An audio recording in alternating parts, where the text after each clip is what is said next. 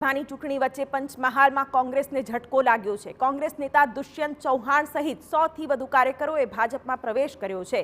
દુષ્યંત ચૌહાણે જેઠા ભરવાડ અને ગોરધન ઝડફિયાના હસ્તે ભાજપનો ખેસ ધારણ કરી ભાજપમાં પ્રવેશ કર્યો।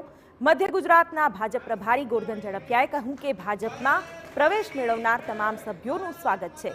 આ કાર્યકરો આગામી સમયમાં પોતાની ક્ષમતાથી જનતાની સેવા કરશે। દુષ્યંત ચૌહાણે કહ્યું કે કોંગ્રેસ પાર્ટી માટે હવે સારા દિવસો નથી, એટલે અમે હવે ભાજપમાં જોડાયા છીએ। કોંગ્રેસ પાર્ટીમાં રહ્યો તો ત્યાં સુધી વફાદારીથી રહ્યો હતો અને પૂરી કુમારીથી અમે કામ કરતા હતા।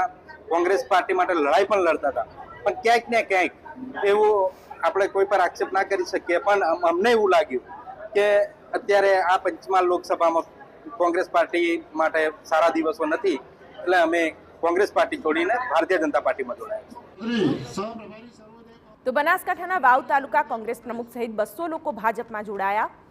અમરત ગામોટે કાર્યકરો સાથે કેસરિયા કર્યા। સીઆર પાટીલના હસ્તે ખેસ ધારણ કર્યો।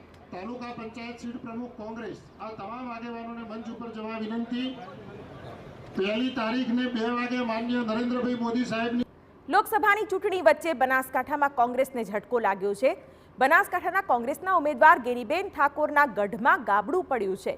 વાવ કોંગ્રેસ તાલુકાના પ્રમુખ અમરત ગામોટે કોંગ્રેસને રામ રામ કરી ચૂક્યા છે અને વાવ તાલુકા કોંગ્રેસના પ્રમુખ અમરત ગામોટે કોંગ્રેસના પ્રાથમિક સભ્યપદેથી પણ રાજીનામું આપી દીધું છે।